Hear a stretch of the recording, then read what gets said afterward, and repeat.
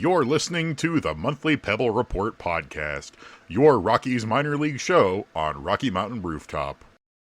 Hello and welcome to the Monthly Pebble Report podcast, the Colorado Rockies minor league and prospect show on Rocky Mountain Rooftop, a proud affiliate of Fans First Sports Network. I'm your host today, Evan Lang, and with me is our minor league guru, Kenneth Weber. Kenneth, how you doing? What's up? I'm doing well. It's nice to get the Pebble Report back up and running. Yeah, we unfortunately missed last month just because a lot of things happened and we couldn't get it done, but here we are for the month of June, and it's an important episode today because at time of recording, the draft is tomorrow. We're recording this on Saturday morning, Saturday afternoon. The Major League Draft starts tomorrow, which is Sunday. It's going to be an interesting one, just to see what the Rockies do in combination with all the other teams, what they're going to do. What is it? Cruz, who's apparently refusing to go to Pittsburgh if they take him, unless they sign him way above slot value. I saw that he had an exorbitant asking price, but I don't know. I think that there's a lot of leverage that comes into this point of the year from both sides. So I'm chalking that up to more of a leverage play. And who knows from which side, honestly. Yeah, and he is a Scott Boras client, so. Mm-hmm. Yeah, that's one of the things that really stinks about the draft is like you look at it and you see it's a Steven Strasburg year. Oh my God, look at this Paul Skeens guy. Look at, you basically have a Strasburg Harper hype at the top of the draft. And instead of being excited as a Pittsburgh fan about the possibility of landing a potential generation talent, you now have to swim through the back and forth of public negotiations leading up to the pick. It's like, how about we just get stoked about this dude who hits absolute bombs or this dude that throws complete gas and seems unhittable instead of worrying, about all the other fuss that comes in with it. It really is because, you really do have a consensus potential 1 and 2 pitcher combination for the first 2 picks. And I think Pirates fans are going to be happy with whoever they get. You get Skeens or you get Cruz. I would love to get either one of those guys here on the Rockies. So, you try and ignore that. And I did bring it up just because it's interesting to talk about. But at this point in the year, you just have to try and get excited about who your team's going to get and what it means for the future. The Rockies are selecting 9th overall in this year's draft. Their second pick is going to be 46 in the second round, followed by 65 in the competitive balance B round. It's going to be really interesting to see who the Rockies pick. So we might as well just dive right into it here. Before we discuss who you want to mock or who we think we should grab, just a quick discussion of what the main needs of the team are right now. And as always, it's pitching. I think the Rockies need to take one of the best pitchers available at number 9, especially when a lot of those pitchers are college pitchers who are going to be a little bit more close to major league ready than drafting a high school pitcher or anything like that. Some mock drafts have us with Dollander out of Tennessee, which could be an interesting pick. But I think above anything else, the Rockies need to take a pitcher with 9. Don't take an outfielder. Don't take an infielder. Don't take a corner infielder. We have such a glut of those in our minor league system right now, and a lot of the skill sets that the Rockies, Kenneth, we were talking about this earlier. A lot of the skill sets that the Rockies sort of look for are things that you can get in the later rounds and other stuff that is teachable in development. Yeah, and I don't know. I'm also of the opinion that you take the best player available, especially when you're talking about a top 10 pick. With the way that this draft class has shaped up, it's almost barren on left-handed pitching specifically. That's kind of a niche thing. But for a team like the Rockies, where they do have a fairly notable history of taking left-handed starters, that doesn't really seem like as realistic of an option. The pitching is pretty proportionate to just college right-handers overall, and I think that's probably where the likelihood of where the Rockies fall is. So it's a realistic pick. There's a big drop-off from the top 5 guys where you have Dylan Cruz, Walker Jenkins, and Max Clark to the next outfielder, which is Bradfield. He kind of feels like an island. in the conversation for the ninth pick in terms of outfielders. And then there's a lot of high school infield talent. So it really seems to funnel into college righty or high school infielder. And that seems to be the consensus on most of the mock drafts you're seeing, but that's also just the way that this draft pool has shaped up. Yeah, and there's plenty of guys who there's nothing wrong with taking them. One of the guys that has been marked to us, I think, in several of the ESPN mock drafts has been Vanderbilt center fielder Enrique Bradfield Jr. And I think that would be a totally cromulent pick in terms of what the Rockies could get. But I do think they just need to prioritize pitching, and you take the best pitcher available, whether that's, Dollander, whether that's Rhett Launer. But there is plenty of possibility for guys that you could take, even if it is like a high school infielder. If that's the best player available, then obviously you take him. But with how bad the overall depth has been in pitching for the Rockies, I'm one of those guys where I'm always going to prioritize pitching. Yeah, and they need it. I mean, it is very evident, and you just hear Bill Schmidt discuss the nature of the farm system, and even in Saunders' article last week, he alludes to the pitching is lagging behind. We have a core of position players we're excited about, and it's heavy on the outfield, as you mentioned earlier, but the pitching isn't quite getting to where it is. It needs reinforcement, and it's also likely shaping up, at least with this top pick, where you're going to have a couple of options to help reinforce that aspect. So when you get to have the choice of, okay, we could bolster the position player depth or the pitching, and we're not really having to compromise too much with either one of these avenues, then you go to the pitching route for sure. And we've mentioned Dollander a few times. It would be a very, very interesting option if he ends up falling to 9. Rhett Lauder is the other one that's kind of brought up in there, but there's also Kirsten Waldrep, and one that I think is very enticing, but the Rockies I don't see them committing to it, is Noble Meyer, who has kind of run away with the top high school pitching arm. They have burned themselves so many times on high school pitching development, and just as a whole, the demographic of right-handed high school pitcher is terrifying for most major league franchises. So I think the Rockies would just be too scared to go that route with it. But I think that's the three that, just from the way it's shaping up on a lot of the scout talk, those are the guys that will be there. Or maybe they get weird with it and they take a two-way player in Bryce Eldridge, because he is a very interesting one that would probably be available in that range. Should be. Yeah, I can't. Even if they did take a two-way player, I can't see them committing to him being a two-way player. It's 6'7" first base right-handed pitcher. This is the weirdest thing in the world. But it would be fun to follow. Be very exactly. fun to follow. I mean, we took a couple guys who were technically two-way last year, but have committed to them being pitchers. This is Zach Agnos out of was he out of Eastern Carolina? I forget. But Zach Agnos, who's a pitcher that I really like and has been doing a lot of closing with Fresno. But he is also a shortstop and middle infield. But I just can't see the Rockies committing to a guy actually being a two-way player, even though that would be incredibly fun to watch and follow.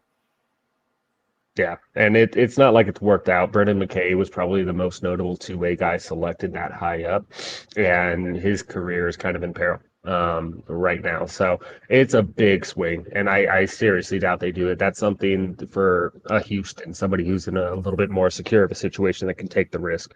The Rockies can't do that. So I don't know. I think the biggest conversation revolves around those pitchers on the board. Those 2, 3, 4 guys that could be in range in 9.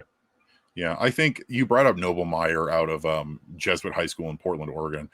He's really interesting because he's a big-bodied kid already. He's 6'5", he weighs 200 pounds.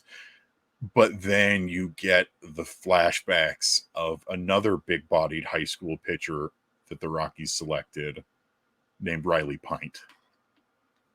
and Yeah. other Rockies high school pitchers where it just didn't work out. And you know, Riley Pint did make his big league debut here, but he's not a starter anymore. He retired during his minor league career to come back. And while I think Noble Meyer is a really interesting option, I do think the Rockies are going to go with a much safer pick in a college arm. Yeah, absolutely. And you know, you can look back to last year. I have a hard time seeing a better high school draft prospect, at least as a pitcher, than Dylan Lesko. And he was coming off of Tommy John surgery, and so yeah, obviously there's a lot of um, concern when it comes to taking somebody like that. But if you're not willing to pull the trigger on, what could be as close to a sure thing, honestly, as you might get from a high school starting pitcher with Lesko, then I don't see him doing it this year either. And so yeah, it really comes down to, I think the easiest answer on all this is if Rhett Lauder is there, I don't see how they don't take Rhett Lauder. He is a successful, productive sinker baller with a high floor and probably a low ceiling. And that is just so much where the Rockies live with their attitude towards pitching. I think it would be somebody who blends into the background a little bit with just how much else, Rhett Louders there are in the system. Um, so I don't love the idea entirely, but it just makes so much sense when you consider the organization's philosophy and what Louder brings to the table, which is, a pretty safe big league pitcher. Maybe not without the same upside that you would like though for a number 9 pick. Yeah, and for Lauder, it's very funny how much he fits into the Rockies mold. Kylie McDaniel over at ESPN wrote that Bill Schmidt has been watching and scouting Lauder a lot for his ability to work better in lower spots in the strike zone. Mm-hmm. And, that sinker baller, the Rockies been trying to replicate Aaron Cook for over a decade now of the sinker baller at Coors Field, despite it never really working out. That Lauder is the extremely safe pick if he's available. And then in Dollander, but you said earlier that you're not sure if Dollander falls all the way to number 9. Dollander's 2022 was absolutely incredible. Like there was a real conversation about him being up there with Dylan Cruz heading into the season as a 1-1. And he was light years ahead of Paul Skeens, not because Skeens was not viewed as, a lottery draft pick, which you can say about, the draft now because that's the way the system works. But just because Dollander was that incredible in 2022. And he's taken a big step back. The stuff doesn't really have a huge drop. There's a minor tick back in velocity, but it's more mechanical adjustments, I think is the strong belief for a lot of people, but it just he's never really righted the ship this season. So I think that's what scared off a lot of teams for Dollander. And you see these big slides. You see a lot of variation from the industry right now when it's talking about Dollander. You don't always get the chance to have a frontline top of the rotation guy available. And I think too many teams will chomp at the bit for somebody who has that upside, that potential. And so when you get past, there's a pretty consensus top 5 right now. And there might be some, skewing of the order, but the top 5 seems pretty set unless somebody gets really wild card on it. When you get through that 6 through 10 range, that's where the names really start jumbling up a little bit. And I think somebody is going to be looking for that frontline starter. And I think Dollander is going to be the best available option. So for the 6, 7, and 8 picks, I see somebody jumping into Dollander before the Rockies name gets called. Yeah. And especially because, Dollander did take a step back in 2023 compared to his season last year. But, he was still pretty darn good, especially in terms of strikeout stuff. He struck out 111 batters and 78 total innings pitched. He also is incredibly well developed in the fact that he already has a working 4-pitch mix in his arsenal of, he has that 4-seam fastball, curveball, changeup, slider, which is not something you necessarily see all the time of a guy who already has a set 4 pitch mix. Usually you start adding more pitches as you develop in the minor league system, or they have a pitch that they can add as their 4th, but they don't really use it that often. But I like Dollander, and he's definitely an interesting candidate, and obviously the Rockies probably like him too. He's another one of those guys that Bill Schmidt's been pretty heavily interested in, according to reports from ESPN. But like you said, he is one of those guys who I think is probably not going to be there. If he's still available at 9, I think absolutely you jump on him. But it's the same as Louder, where if either of those guys are available, then you pick them. My question to you, Kenneth, is if in somehow some miracle Dollander, both are available, you pick Dollander. Yeah, that comes back to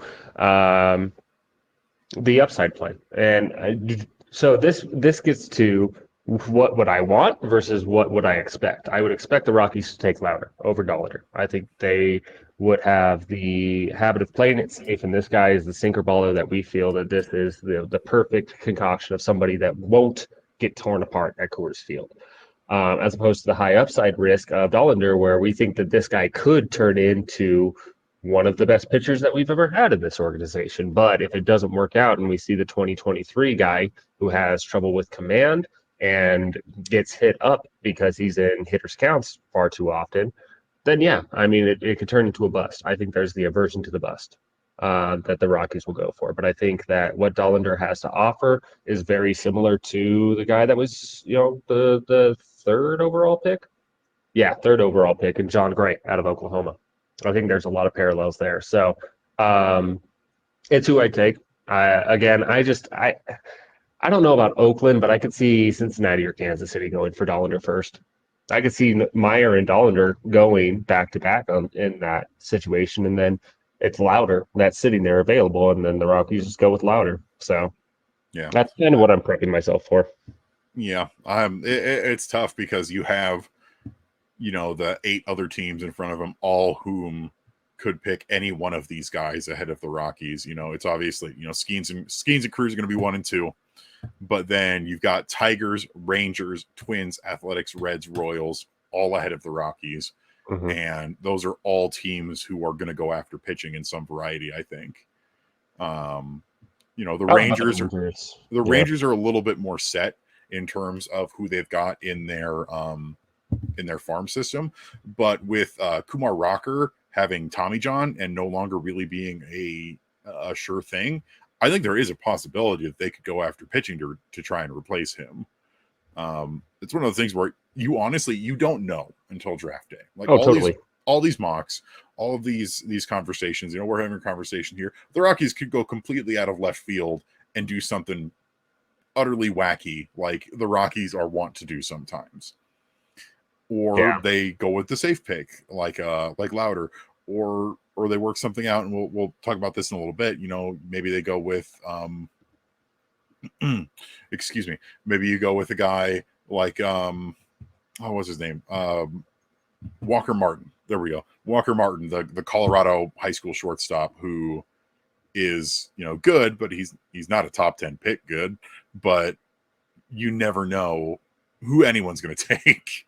Yeah, it's a total crapshoot. There is always so much draft room or war room secrecy that comes into this process. I think Martin would be a pretty strong stretch, just because you're jumping over a half dozen amateur high schoolers that have been on the radar for a long period of time ahead of him, plus some other guys like Tommy Troy or something out of Stanford that are mocked ahead of them just because of what The thing with Walker Martin that holds him back is this is the stigma with Colorado, specifically when it comes to Colorado hitting, of too many teams view Walker Martin as an unknown commodity because he doesn't face the level of competition to their satisfaction.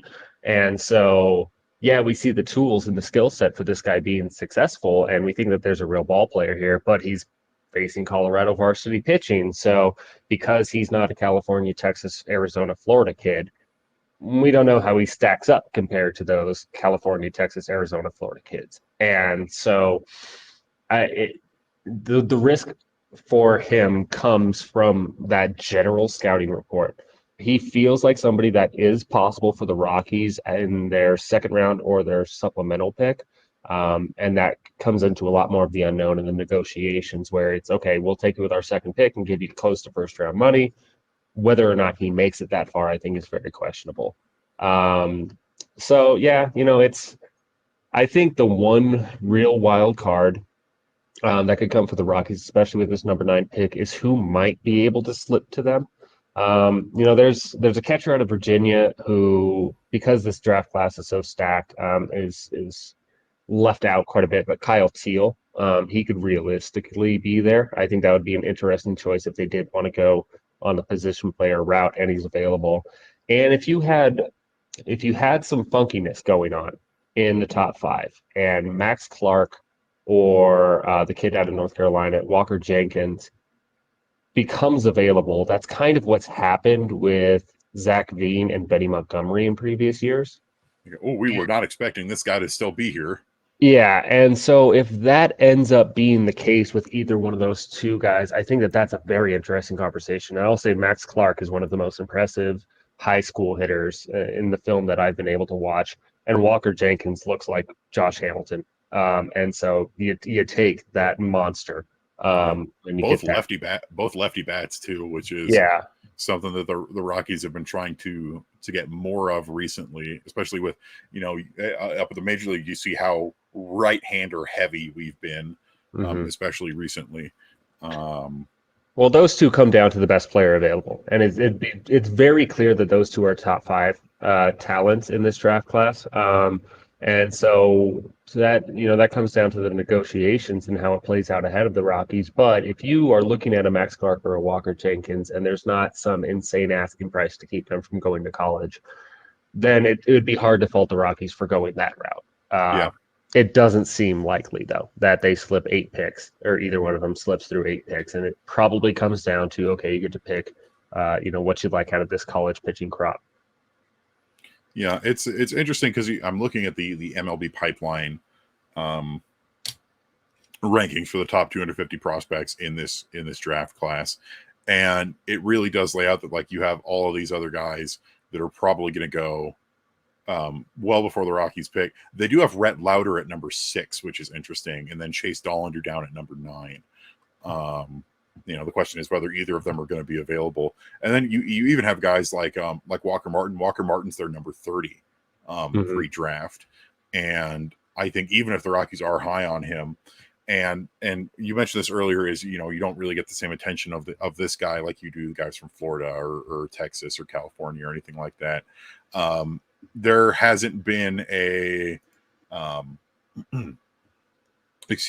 there hasn't been a top 5 rounds high schooler out of Colorado picked since 2011. Greg Bird was picked by the New York Yankees. So I don't think he's going to still be around by the time we get to the second round or when we get to the Rockies competitive balance pick. But it's always really interesting to look through and see, because like all of these names that we've talked about, they're all here in the top 10. So current top 10 is Paul Skeens, Dylan Cruz, Wyatt Langford, Walter Jenkins, Max Clark, Rhett Lauder, Kyle Teal, Noble Meyer, who we mentioned earlier, Chase Dollander, and then Jacob Wilson out of Grand Canyon. But then, other places are going to have those ranked completely differently. Teams are going to have things ranked completely differently. It's the same as in the NFL. It's unless you have your consensus picks, total crapshoot. Yeah, absolutely. And then there's also a little bit more of finagling that comes into it when teams are going to have these second round and competitive balance picks. And so who decides to shave a little bit off the top to splurge later on? Gabriel Hughes, to a degree, was kind of that guy for the Rockies last year, where most teams most sites were projecting him to be middle to late first round pick. He moves up. Rockies save a little bit of money, so that way they can spend on Jordan Beck and Sterling Thompson and eventually Jackson Cox too. So that's one of the things that causes the uncertainty is teams can shift their strategy, and this is what the whole conversation about which way will the Pirates go. How much do they really want Dylan Cruz is the question on that, because if they don't go for him, then they can sign Paul Skeens for less. That's generally the conversation that goes on. So, yeah, I mean, we'll see. There's a couple of guys like Ty Floyd and LSU, some college pitchers who have some helium. Maybe they end up wanting to go that route with their second and their supplemental picks. So, yeah, it's going to be interesting to see how it goes. And maybe they save the money for Walker Martin and splurge on him with some first round money with that second round pick. That could totally be a thing. Yeah.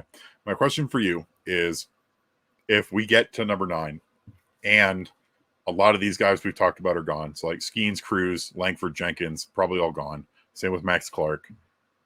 And if both Rhett Lauder and Chase Dollander are gone, who do you take?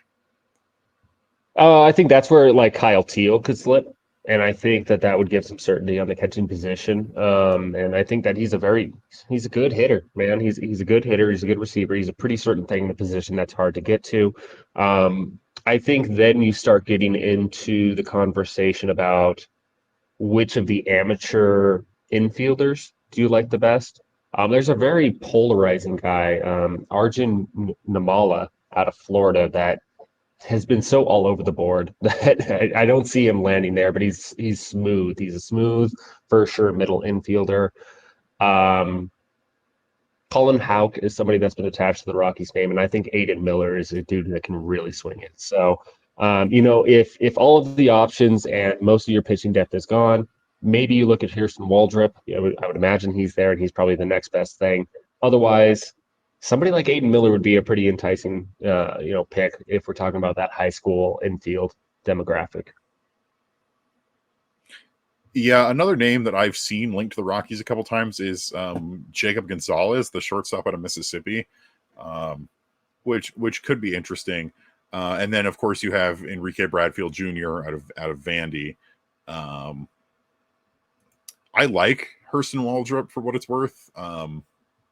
I really question his ability to stick in the rotation, and I think that you're already playing with a Hurston Waldrop and Jaden Hill right now. The risk on that one is so Dollander feels like that good fit in between a Waldrop and a Lauder.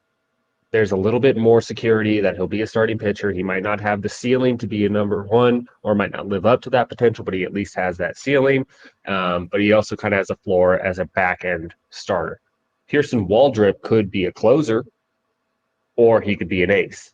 And that's a pretty wide gap where it's, back end reliever won't be able to stick in rotation versus, what you dream on. And then, Rhett Lauder could be Christian Bergman, and that's not as appealing. But there's, a long reliever or the ceiling being a number 4 kind of thing. So Dollander is kind of the porridge that's the right temperature when it comes to the pitching side. But Waldrop has some big stuff. I will definitely agree with that. So yeah, it's really what interests me on Waldrop is that pitch mix of his. He's got a 65 grade fastball. He's got a 65 grade splitter and then a 55 slider. It's a very violent delivery too. It's a very violent delivery. And his control can be a little all over the place. Yeah. So he's definitely a riskier pick, but he is just really interesting to me overall. Where he's not a guy I would mind the Rockies. He's obviously not my first choice, but the interest for me is there. Mm-hmm. It's totally justifiable to go for him. It's absolutely justifiable, and it could be something where you look smart for doing it. There's a little bit higher of a risk, I just believe, with him, and then also with how violent that delivery is, there is some small health concerns that come in with that. So, yeah, it's totally understandable if they end up going that route, and he's also the best pitcher available on the board. That's not Noble Meyer or something because they're just too scared to do that. Yeah, I definitely agree. It's going to be an interesting draft. All we can say is, keep posted, tune in. Goal for this episode is to be up at the very least at the morning of the draft. So hopefully when you're listening to this, the draft has not yet happened yet. And you can tune in. A bunch of us are going to be covering the draft on purplerow.com. Might do some other stuff, but it's going to be an interesting one. I think no matter what happens, the draft is always interesting. And especially when the MLB draft, more than any other sport, I think, is a waiting game where you never know if that draft is going to pan out for several years, versus like in the NFL draft, your first and second round guys are usually on the field and sometimes even starting their first professional season. So yeah, we'll see.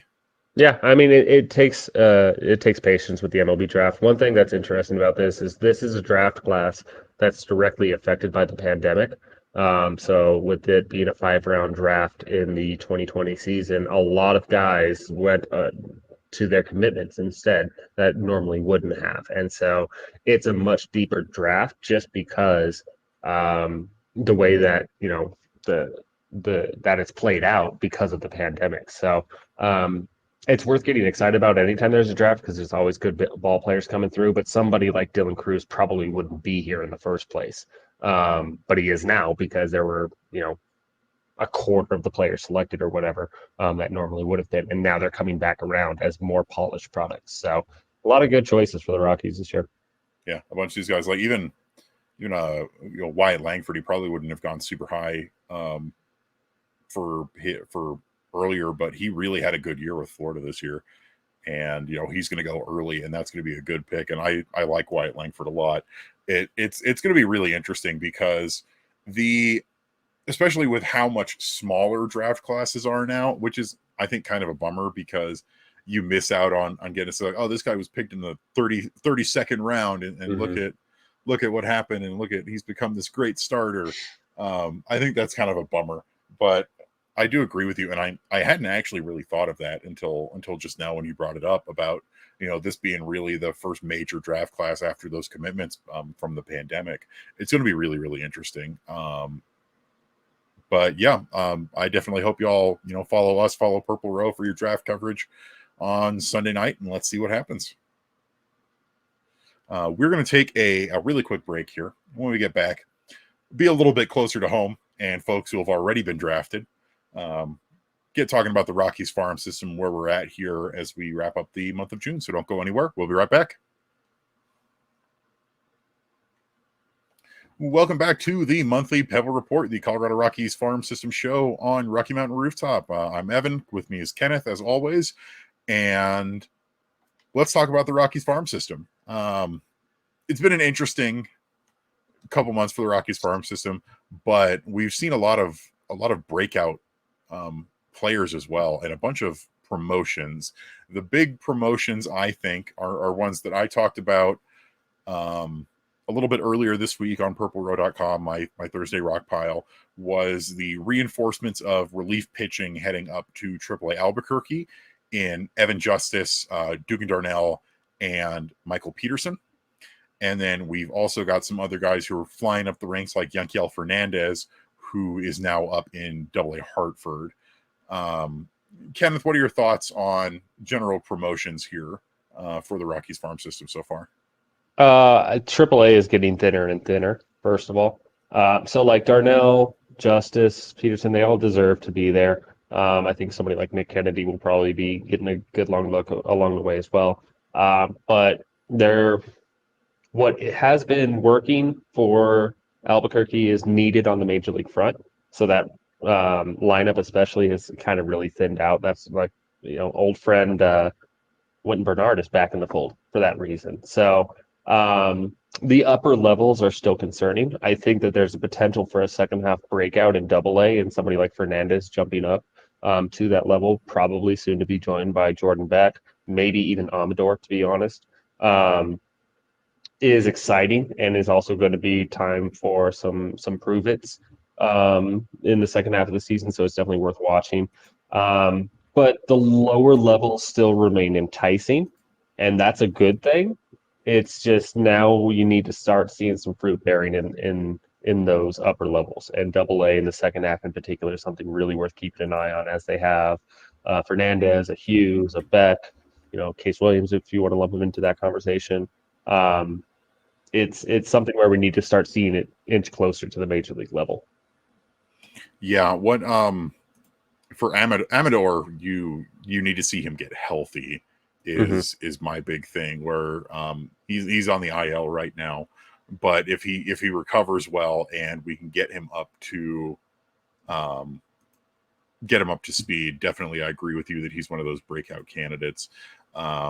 We have some guys who we were talking about a little bit earlier who have been a little bit concerning in terms of really needing to sort of find their breakout.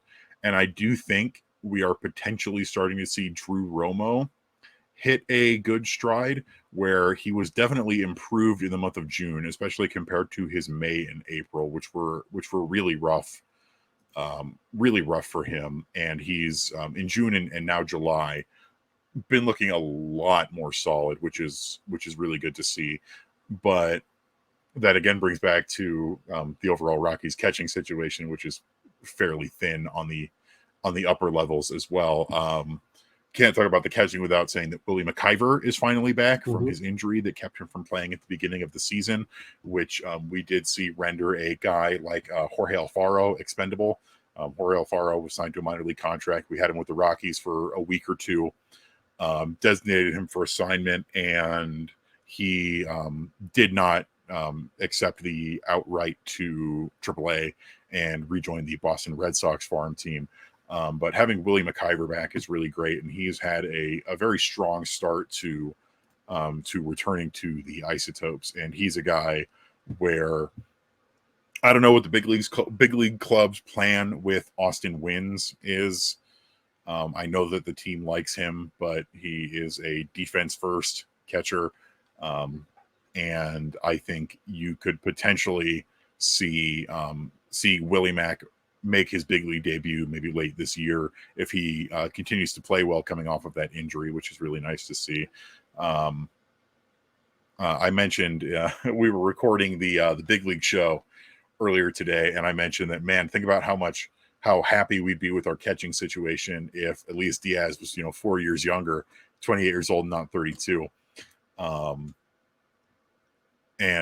catching depth is a little bit all over the place, because you've got Hunter Goodman, who really is not going to be a big league catcher. If he makes the big league, he's going to be playing first base, or he's going to be playing corner outfield, which is what you've been seeing from him mostly this year. And you've got Willie Mack and you've got Drew Romo, and expectations of Romo have definitely cooled a little bit as he struggled at the end of this season and through the beginning of this season. And I think we really need to see him continue to power through the rest of this season. And, I would love to see him reestablish himself as, all right, this is the guy that we drafted to be the catcher of the future for this team. And now we're seeing that again. Finding catching is hard. Like, there's a reason why Martin Maldonado still has a job when he's hitting $170, for the fifth straight year or whatever. The expectations for catching is just different. I think that the Rockies have really put a lot of their eggs in the Drew Romo basket, because he has the most upside, the most potential of anybody behind the dish in the system.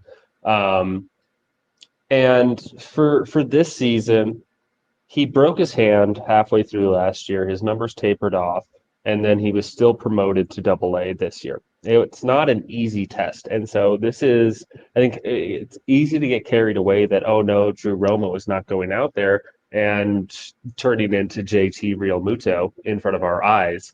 What's going on? Is this a bust?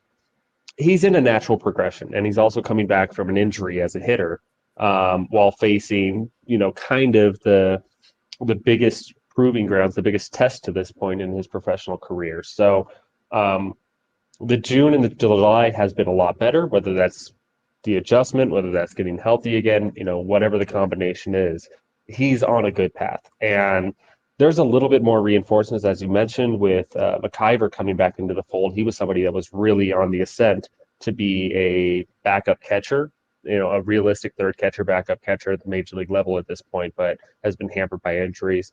And Braxton Fulford is somebody that has really jumped up and shown a lot of innate abilities that make him look like a future big leaguer.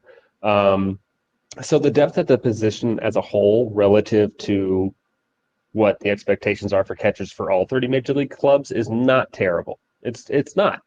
Is Drew Romo going to be an all-star caliber big league catcher? We're still waiting to find out. But he's showing some life and putting some more stock or some more value back in his stock. And that could be the story of the second half. And then we could, wake up next year and he could be in AAA on the doorstep, still looking like a big league catcher. So I'm not overly concerned on that front with Romo. And yeah, it's just he's still pegged as the catcher of the future, but there are some other options out there. You brought up Goodman. I don't see him sticking behind the plate any further. To be honest, I think it's got to be a first base DH. He's kind of a discount Kyle Schwarber right now, but he's got that very real pop like Schwarber too. So it's not a bad role player that the Rockies have on their hands with Goodman. You can hit some absolute tanks, but it's the defense behind the dish that never really developed to the spot where you want it to be. And I think that's why you're seeing him play a lot more non-catcher position this year with Hartford. Mm-hmm. Speaking of the Romo injury with getting injured last year, that brings us to the subject and a very similar thing of his performance really with AA Hartford really wasn't up to snuff and people were getting worried about it, is Zach Veen, who it came out that he had been playing with what they called severe ligament damage in his hitting wrist and hand since sometime after the All-Star break last year when he played in the Futures game. And that's definitely something where I'm not really sure where to place the blame at, because if he didn't tell anybody and the Rockies never noticed, because he had a severe drop in production over the end of last season and so far this season, especially in terms of power, and nobody noticed that's a big problem on both sides. I don't know how much I buy into the miscommunication and entirely mishandling. I think when you have a first round bonus pool baby like Zach Veen, you are very protective of that toy.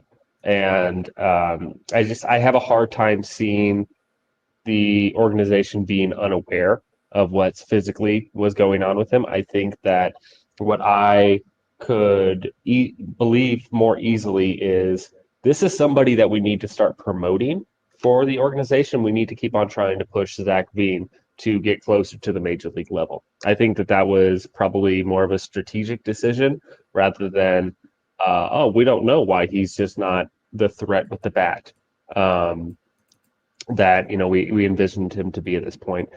There's still holes in his swing, especially on the inner half. I know Mario's talked about it a couple of times, and it's something that has been known on his scouting report. So we talked about Drew Romo and how I'm not as concerned.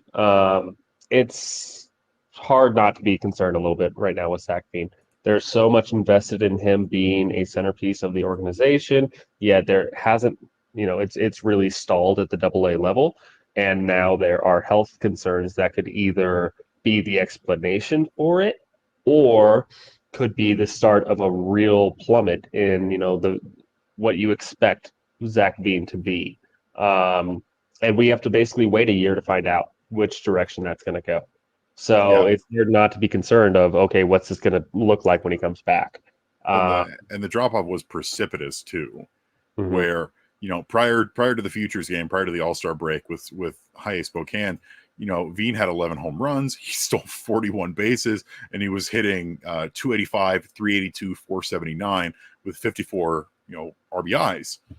And then had a good performance in the Futures game, went 2 for 3, scored a run, stole 2 bases, came back after the All-Star break, and in his last 14 games with Spokane, hit 185, 290, 222, no home runs, only 2 extra base hits total, both doubles. Got promoted to Hartford in early August, and then in 34 games with the Yard Goats, only hit a $177 with 1 home run and 4 doubles and only 7 RBIs. And I know that that's a big jump upward, but that is such a precipitous nosedive in his performance, especially his ability to get those extra base hits. And it's the same as, we saw with him in AA this season, where he was hitting just 209 and only had 2 home runs. He did have more extra bases, especially because his legs are still fine, so he can still run really fast, get those stolen bases. So he had 7 doubles and 2 triples. But now you have that, and it felt like it came out of nowhere, just season-ending surgery for what was called serious ligament damage. And it really is, it's like you said, it's hard not to be worried, especially when this was the guy that they were pushing as a potential future face of the franchise and like the big deal. Mm-hmm. I think the weirdest part about it all, though, is you have a very disappointing and borderline putrid second half from him last year, and then a tough start and repeating Double A this year. Sandwiched in between that is the Offensive Player of the Year in the Arizona Fall League at the end of last year. So the ability was still there. There was the hit tool. Yeah, he didn't have a ton of power on that one, but he showed extremely well against what's supposed to be advanced competition. And then it gets to this, and now we're having the same conversation that we thought we were past with the way he performed in the Fall League last year. So, again, I just feel like there's kind of a fork in the road right now in Bean's development. And this was the Rockies putting a lot of eggs in that basket. So it has a trickle effect on the organization as a whole. And we are not going to know for another year, what it's going to turn out to be. And what's interesting to me is that his agent, Jason Romano, not only confirmed the injury, but said that Veen had been playing through it with the goal of making his big league debut this year. But then you think about how this has potentially affected his performance and his overall performance in Hartford this year.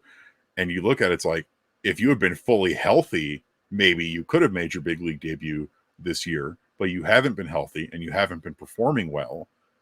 At what point did like him finally yielding to getting the surgery? Is that him realizing that it's not a realistic goal anymore, or the pain's gotten too bad that he just can't play through it anymore, or what? And I know he can potentially bounce back from he's 21 years old. He's so young, but it's just I'm never a fan of guys forcing themselves to play through injuries, because it can always just make things so much worse. And I feel like that's where we're at with Veen now, where if this has been something that's bugging him since just after the All-Star break last year, so it's been almost a full year of him playing on it. And yes, he did perform well at Arizona Fall League, but then it continues to bother him of, he's put himself at risk.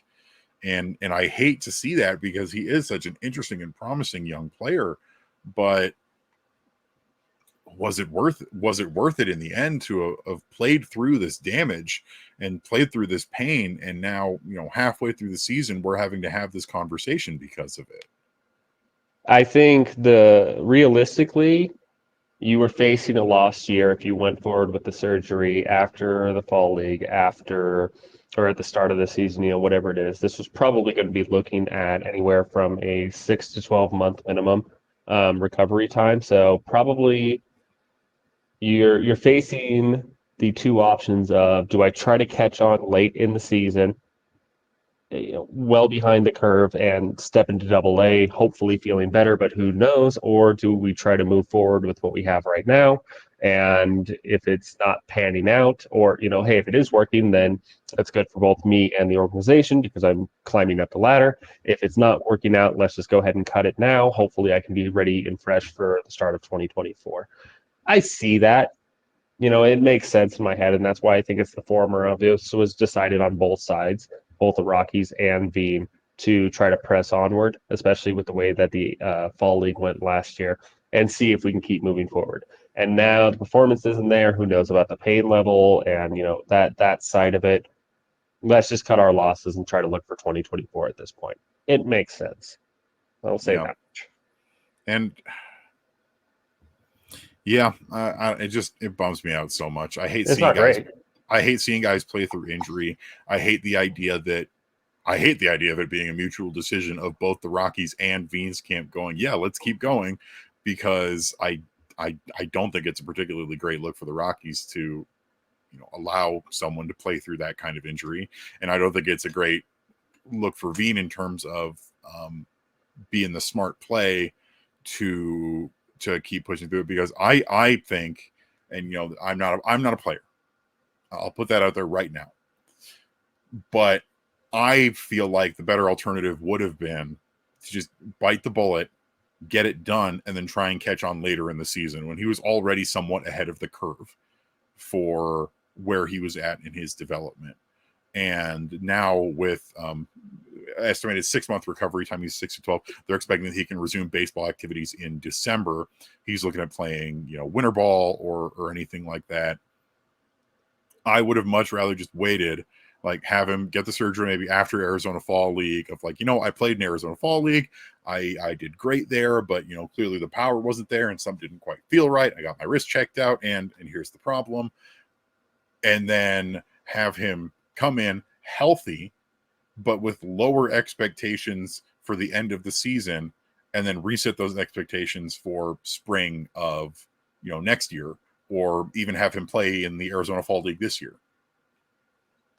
But yeah, I mean, it's so frustrating. Those were the two ways to look at it. And it's all speculation at the end of the day. We don't know which decisions were being made from either the players' camp or the organization's camp.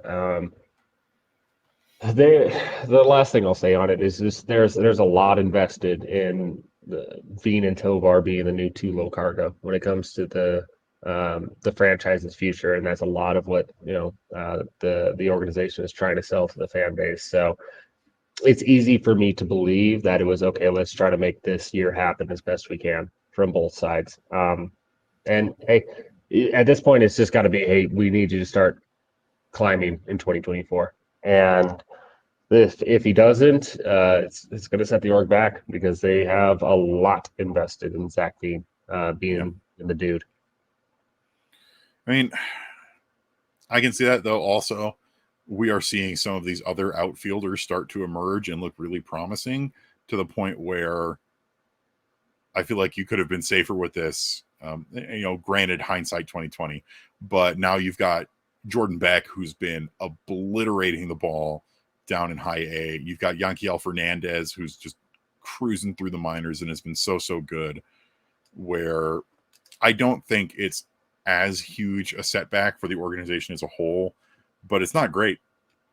The Rockies aren't an organization that can miss on first round picks, much less top 10 picks.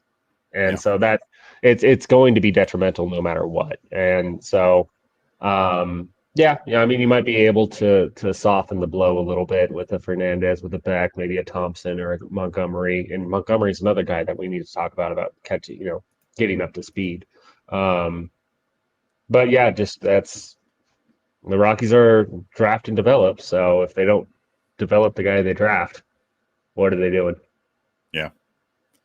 But we're going to take another quick break here. When we get back, it's time to do the All-June Pebble Report for our June All Minor League Team of the Month. Stick around. We'll be right back. Hey, welcome back to the Monthly Pebble Report podcast. I'm Evan. With me is Kenneth, and it's time at last for the All-June Pebble Report, where we pick our players out for the All Minor League team for the Colorado Rockies farm system. Really interesting month of June and a bunch of really interesting players that I think we have on this list so far. Yeah, especially on the position player side. I feel like June was not a great month on the pitching side, to be honest, especially on the starters. But I think that you saw some really, really encouraging things on the position player front for the most part. Yeah, and we might as well just go ahead and get started here. So for starting with position players, we've got Braxton Fulford and Drew Romo, both catchers with AA Hartford. It's kind of tough because they both had pretty solid Junes. And like we said, we had Drew Romo really start to put things together. I suppose if I were picking between the two, I would pick Romo for how he broke out in the month of June. He hit 286, 313, 536, only 2 home runs. But he really started to sort of creep back into, like we said earlier, where we more expected him to be at. He's who I would choose. Curious about your thoughts on that. Well, I agree completely. I think catching as a whole, we're not starting off on the strongest foot when it comes to the position player conversation with catching and first base, but it goes back to the last segment about Drew Romo, and you're starting to see him come around. And I think June really showed that. It was some extra base, there was some pop, there was there was a lot more with the bat than we'd really seen since the first half of last season. So I feel like Ruomo is a pretty easy pick um, for top catcher for the All-June team. On the first base side, as I mentioned, it wasn't the best. I mean, like, Grant Levine he's been coming around pretty well in July, but he had a pretty rough June. Um, you saw some other pieces either just not be available, or Zach Koska kind of, hit the brakes after an incredible May. So the top two options just from scouting the system was AJ Lewis and Michael Tolia. Lewis, to be honest, has never been a very highly regarded prospect, and it's an older prospect for high A. Had a little bit of thump with the bat with, a 250, 468, and 500, but that's for somebody who should be kind of stomping on some competition given his age. Tolia righted the ship. It had not been a great first half for Michael Tolia as a whole, but in June, he's kind of the three true outcome guy. So if you look at batting average, his 205 is not going to stand out or feel good in any capacity. But a 330 on base clip and a 477 slugging percentage. It's in AAA, so you expect a little bit more in the PCL. But he really started coming around with the plate discipline, drawing 17 walks. Still showed the pop of 7 home runs in June, so I would take Tolia as my first baseman on the All-June team. I agree with Tolia, especially for that increased plate discipline, where we know he had the pop, and we know that some of his other stuff is there, but it was really like the increased plate discipline. He can start upping that average, especially after a lackluster first half for him. But I'd go with Tolia as well, because he is showing that he's starting to right the ship. Second base, we really had 3 standout candidates here. You have Nick Kent in High Spokane. You have Alan Trejo in AAA Albuquerque. And Jamari Baylor in Low A is a guy who's, I think, has been really, really interesting, who, you didn't really think about his name standing out, but then he comes out and he hits 322 with a 446 on base clip. He's been really, really interesting to watch. Yeah. Trejo, just to start out with, Trejo is past AAA. We talk about it all the time with Ellery Montero. Trejo at this point is either he's a big leaguer or he's a quad A guy. And so him going out there and smashing AAA, we're used to seeing it. Kent, I'll say, is starting to make a better name for himself and starting to gain a little bit of prominence and notoriety in the system. And I think June was a good example. But with Baylor, he didn't even start the season with the organization. He was acquired from the Phillies basically for considerations. He was just swapped over to the Rockies org, and then in Low A, I mean, he immediately came out of the gate and was just smashing the ball. His first series, I think he hit something like 700 with like 5 bombs or something. He's putting up crazy Ryan Ritter numbers. Feels a little old, feels a little out of place. We'll see how he gets in the higher levels, but he had one heck of an introduction to his new organization in June. Starting the ball rolling with Fresno.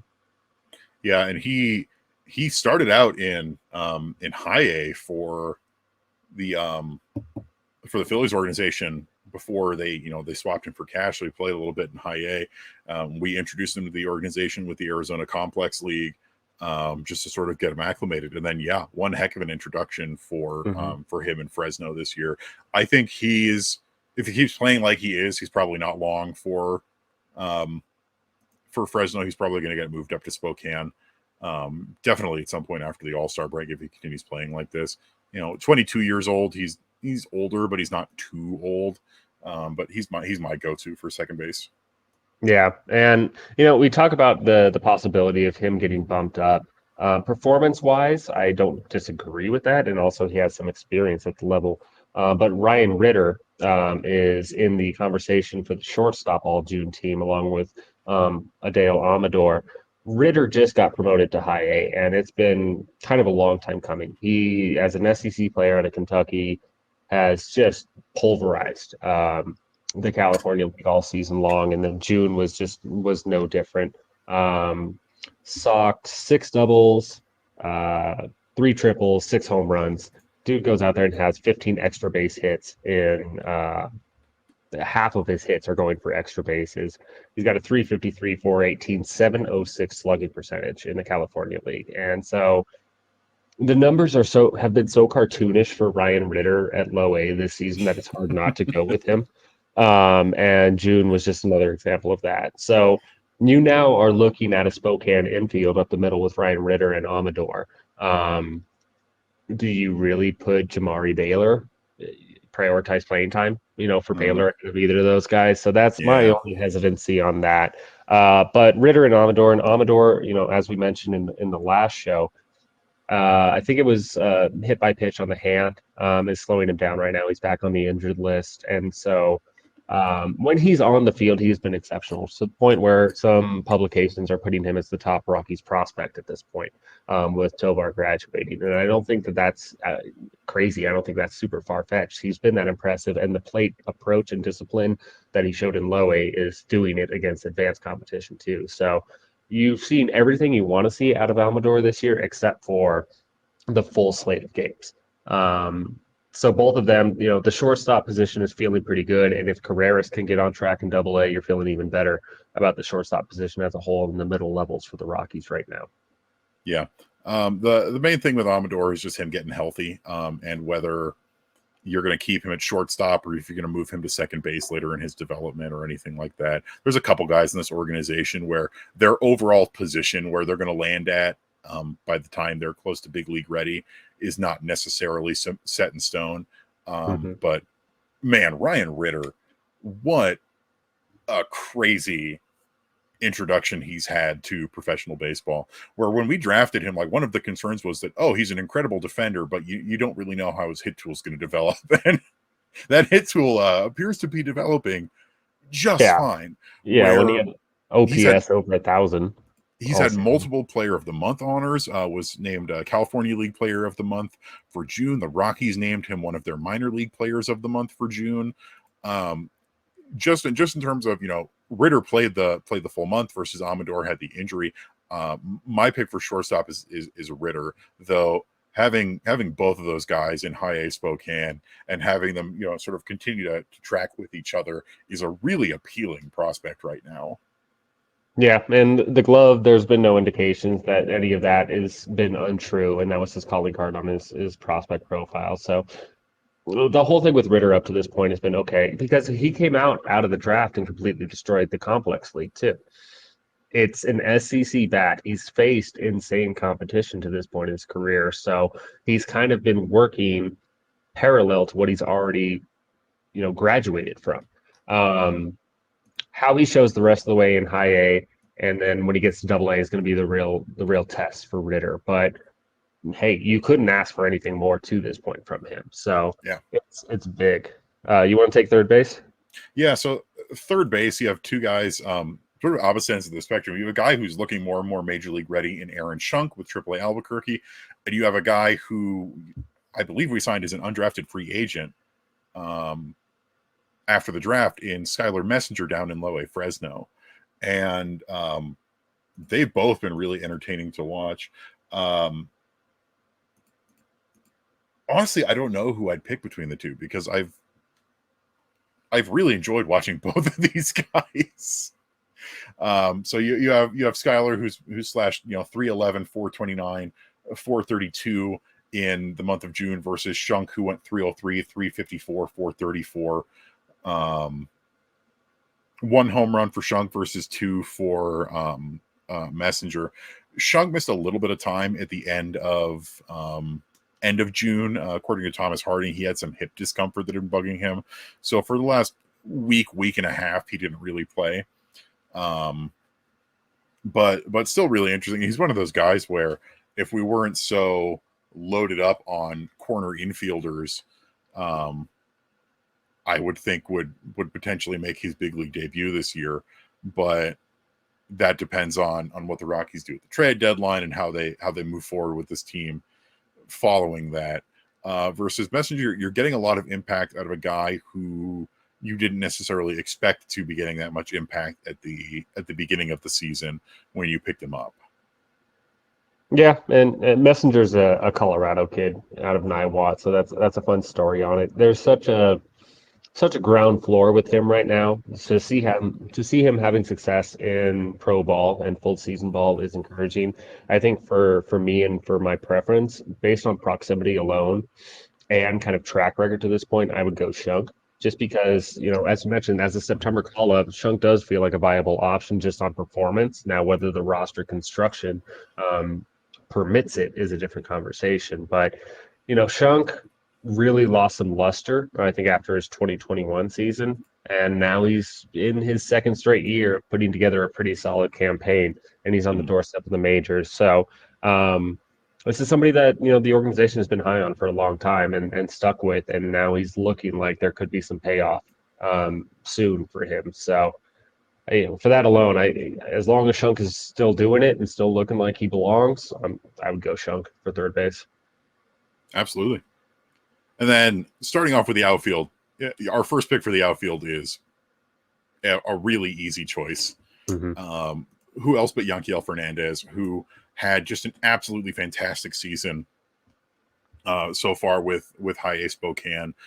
He played like a handful of games at the beginning of the season with Fresno just to tune up and then get up with Spokane.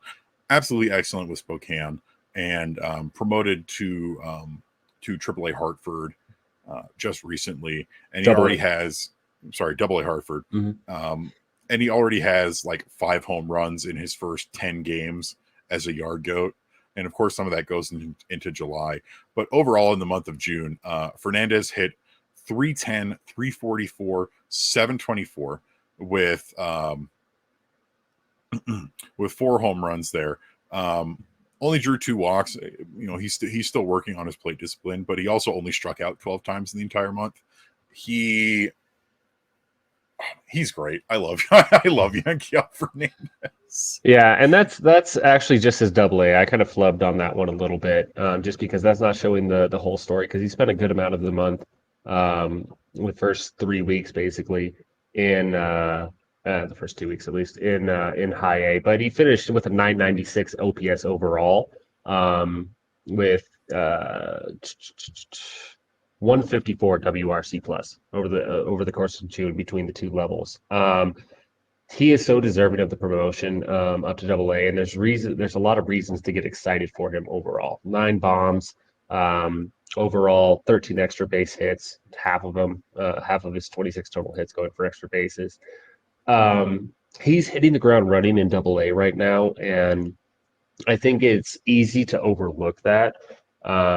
Because it's such an important level for his development. And you have to take into the context that he's a 20-year-old doing it. He is much, much younger than the average level of competition that he's facing. And he's still showing that he not only belongs, but can be an impact player and move through that level very quickly, as opposed to maybe someone like Daniel Montano last year, who got to Double A, started tearing the cover off the ball, and everybody's like, oh my God, look at this uber prospect that we might have on our hands, when he was really playing a lot of catch up to that point in his development. This is Fernandez forcing the issue more so. So he's vaulted up the attention scale for scouts and publications out there that rank farm systems, and he deserves to be kind of a top 5 prospect in the organization. I think people are finally catching on to that. Yeah, he rocketed up the prospect board. Starting last year, I talked about how he was really starting to turn heads down in Low A Fresno, and he climbed up, and he started unranked as an organizational prospect last year, and then was 13 by the end of the season. Started this year at 10, and now he's vaulted all the way up to number 3 per MLB Pipeline. We ranked him in our Purple Row prospect rankings. I think we ranked him at number 25 to start the season last year, and then our preseason rankings this year, we had him at 12, and it's hard to say that he's not going to be much higher on those rankings for us mid-season or preseason for next year. He really just has exploded into the limelight, and well deserving too. He's a blast to watch. He's got my favorite description of him, and I've quoted this a couple times, came from Fangraphs, where they call him a strapping, broad-shouldered young man with considerable thunder in his hands. That's the most Logan Hankins sentence I've ever heard. It's pretty great. He's great on that. But yeah, I mean, Fernandez is, we talked about being earlier, with some of that notoriety, shifting away from Dean, Fernandez is getting a lot more of the attention, and is somebody that I think a lot of fans of the Rockies are getting excited about, and for good reason. Um, Continuing on the outfield path, Jordan Beck is somebody else that has really not missed much of a beat, and he's going to be the second outfielder for us. 316, 431, 537 slash line over the course of June, 5 bombs, 23 driven in, 20 walks compared to 18 strikeouts. This is somebody that you expected could move fast through the system, and there's very little argument about having him be a second half AA guy because he's just not showing that he's being challenged enough in high A at this point. And that's an encouraging sign for the Rockies. And June was just another example of that and could very well kind of be one of the last things you remember from Jordan Beck as a Spokane Indian because he's looking like he really should be moving on up at this point.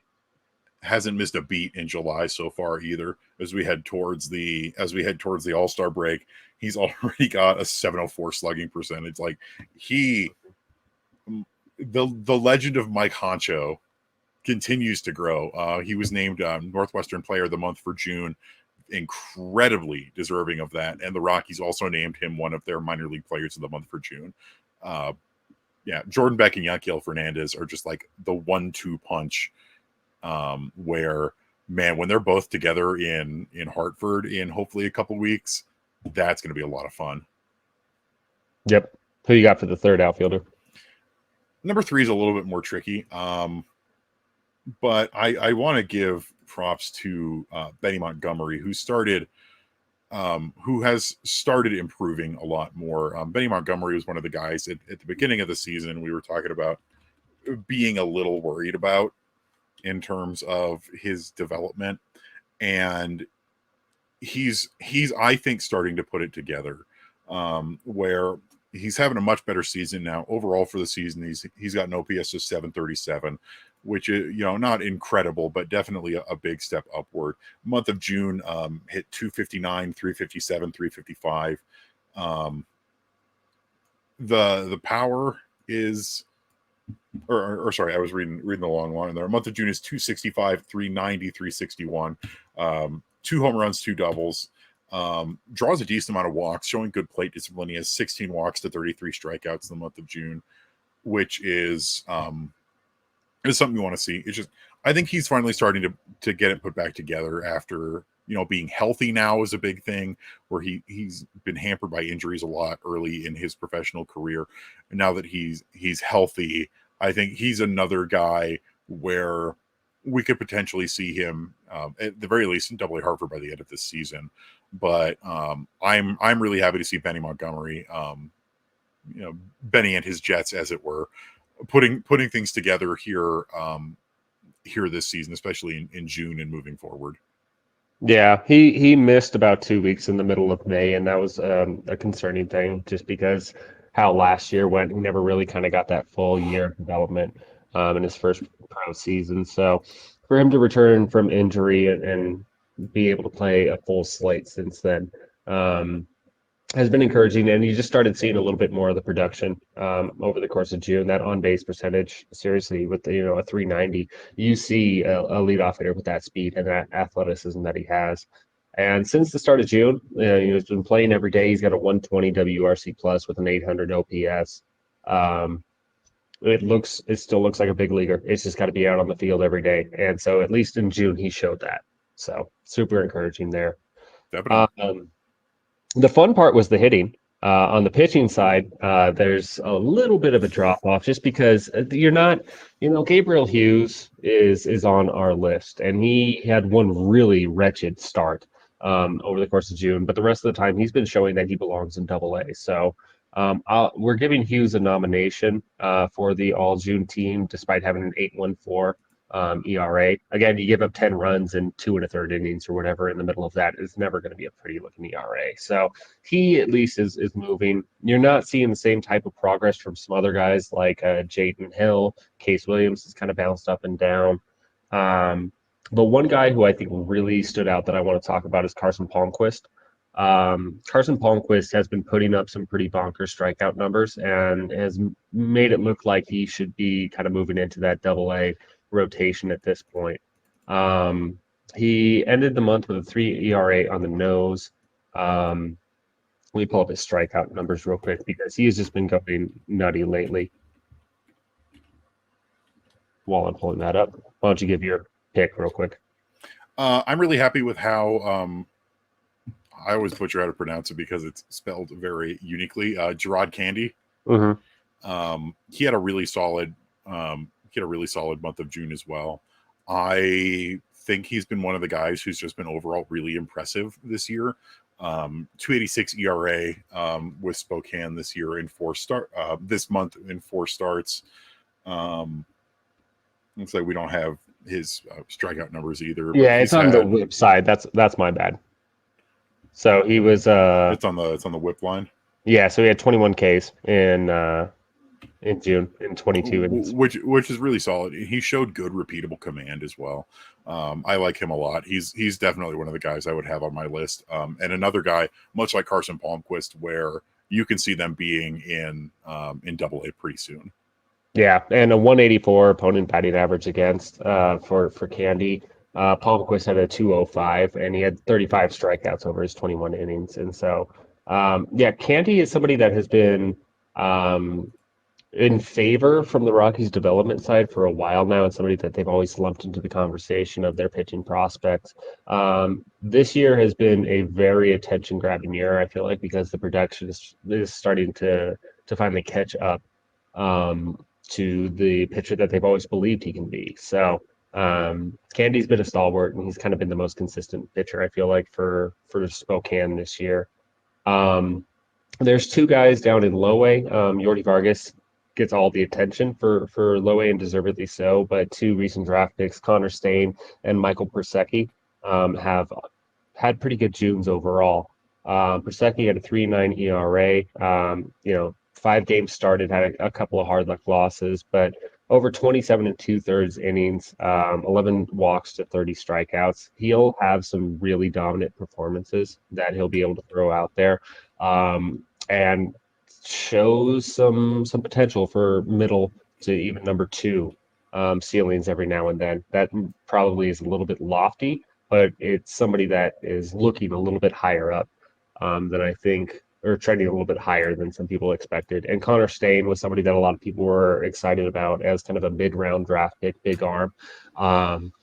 He showed some of it a little bit with his 17 punch-outs in June. So pitching as a whole isn't giving the best numbers, but it's showing a little bit of upwards trend for a couple of guys that maybe you heard about the ability but hadn't quite got to see it yet so far this season. Yeah.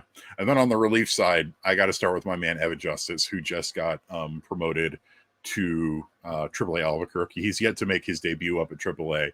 But how's a 0 ERA for the entire month of June sound? It's not bad. In 10 1/3 innings, he only gave up 2 hits. He struck out 16 to 4 walks. And this was a trend for him where, man, he was really, really, really good just all season. And when he first got up to Hartford, he hit like 1 bump. In his Hartford debut back in May, he allowed 1 earned run, which was his first earned run of the entire season up to that point, and that was in mid-May. A couple appearances later against Altoona, he had his 1 true stinker of the year, which was where he gave up 5 earned runs in 2/3 of an inning. And that made his ERA go up into his Hartford ERA being like the 3s. But he did not allow a single earned run after that 1 stinker. He's been fantastic. He's been tearing through the competition to the point where, and I talked about this a little bit in my article, this is a guy who I can see, this is a big league reliever. He is a big league reliever, and I think we could see him as a big league reliever this year. And with that month of June, 0 earned runs in the entire month of June, that's so good. And he's great to watch. And it's been really fantastic to see him do this after he missed the entire 2022 season with this like lingering shoulder strain that he could just not get past. And then to have him come into this year, and he's just been so fantastic. Yeah, I mean, you watch Justice pitch too, and it's very high octane stuff with a little bit of funk into the delivery, and so it's somebody that it's very easy to picture being a big league bullpen piece. Um, I'd be remiss not to bring up Dugan Darnell, who was part of that promotion. He did just for somebody that's an undrafted free agent that's starting kind of on the lowest rung of the totem pole. He's continued to climb, and he's all the way up to AAA at this point. June was no different. In 7 games, he had a 1.13 ERA. Continues to have great punch out numbers, is able to handle high leverage situations at every level. Darnell is close, and he got there very quickly. But the other reliever that I want to highlight is Tommy Doyle. You talked about the 0 ERA with Justice, and that's the exact same as Doyle put up in June in 9 appearances. In his 9 appearances, 12 strikeouts in AAA Albuquerque, a very unfriendly environment to be pitching in, and obviously with the closest proximity hitters to the major leagues. Doyle has missed so much time because of his shoulder surgery and the pandemic over the past couple of seasons that to see him healthy and throwing again is good in its own right, but also he is looking like a big league pitcher every single time he takes the hill. So you have a bullpen now of Justice, Doyle, Darnell. You have Chance Adams hanging around there too. Like there is some reinforcement on the bullpen side for the Rockies right now in AAA, and it's performing. So that's one of the more encouraging things and takeaways from June. Yeah, and it's really nice to see for Doyle too, because he's a little bit on the older side. He's like 27 or 28 right now, and he's in fact already made his big league debut. He made his debut during the pandemic season when once again the Rockies were finding themselves very thin on pitching depth, and then since then, you know, everything he's gone through to be back in a really good place and looking like he is going to be a big league reliever is really great to see. And that's so many of these guys are so easy to root for. And same with Dugan Darnell. Dugan Darnell played 2 years of indie ball before joining up with the Rockies and really becoming a very good pitcher with us. After, you know, the majority of his high school and college career, he was a small-bodied middle infielder. Mm-hmm. And then when he really started to sort of build up, he played third base, and then I read about this, like he was messing around with some of his teammates and was like, oh, I'm going to try pitching off the mound, and then realized he could hit 90 with a fastball. And you know, he's a fan favorite wherever he goes, and these are all such likable guys. I'm really rooting for all of these guys. I think last guy to really talk about in terms of relievers, you have 2 guys, one in low A and one in high A. Again, you have Chance Adams with AAA, who had a 1.42 ERA in the month of June, and then Gabriel Barbosa in Fresno, who had a 1.65. Both good pitchers. But I think in terms of our overall 4, it would probably be Justice, Darnell, Doyle, and then one of those 2. But if I had to pick 2 just completely off my head, it's got to be Justice and Darnell. Yes. Yeah, no, I agree with that completely. And we want to highlight the guys that have notable performances. But if you're building the staff, it's hard to pick against those 2. And you know, the Rockies are showing as much with those recent promotions. So not a bad bullpen month. We'll say that much. Yeah, starting was a little all over the place, but you had some very good bullpen performances, which is great to see. Yep. All righty. So then just a recap for our All-June Pebble Report, month of June minor league team. Catcher, Drew Romo. First baseman, Michael Tolia. Second baseman, Jamari Baylor. Shortstop, Ryan Ritter. Third base, Aaron Schunk. Outfield consisting of Yanquiel Fernandez, Jordan Beck, and Benny Montgomery. Our 2 starting pitchers, would you go with Palmquist and Candy, or would you go with Palmquist and Prosecki? I'd say give the Candyman his due. And then for our 2 relievers, Evan Justice and Dugan Darnell. Again, this is, and it highlights how bottom heavy this organization is in terms of its farm system, is that pretty much all of those guys are AA or lower, with the exception of Tolia in AAA and Schunk in AAA. But you know, the promotions are happening. Like we're seeing people get moved up to AA. We're seeing people get moved up to AAA, and things are starting to balance out. And that's also why the draft is going to be so important, is that we can keep balancing things out and reloading with prospects at the lower levels as guys move up. Yep. Yeah, I mean it's a slow burn, but you are starting to see that talent at least, getting closer and closer. And hopefully the second half in Double A is a big notable jump for some of these guys. Definitely. But I think that's going to about do it for us here for the Monthly Pebble Report podcast. I want to thank you all so much for tuning in and giving us a listen. Hopefully, y'all are looking forward to the draft upcoming tonight if we do indeed post this on Sunday morning. Kenneth, where can the folks find you at? You can find me on Twitter at KDub1988, and then I'm also at Purple Row. I publish on Mondays my weekly rock pile and the full Pebble Report each and every week as well. And then you can find me at Evan_Lang27 on both Twitter and Threads. You can find me on Blue Sky at evanlang27.bsky.social. And you can find me doing the Thursday rock pile over on purplerow.com. My last couple articles have all been about minor leaguers, so hopefully easing myself a little bit more into the Pebble Report. Big shoes to fill with our man Jay Wick out and about doing great things, but I'm trying. You're doing a great job. Justin would be proud wherever he is. He's somewhere. I think is it Florida? He works for the Florida complex for Baltimore. Yeah, that's at least the last place I saw him. I don't know, man. He's kind of got this Where's Waldo in the baseball world. Where's Jay Wick? Have you seen Jay Wick? Yeah. If you've seen Jay Wick, leave us a comment. But that's going to do it for us. Thanks again so much for tuning in. And we'll catch you next time. And hopefully we won't miss the month of July this time. We will do our best. All right. Take care, everybody.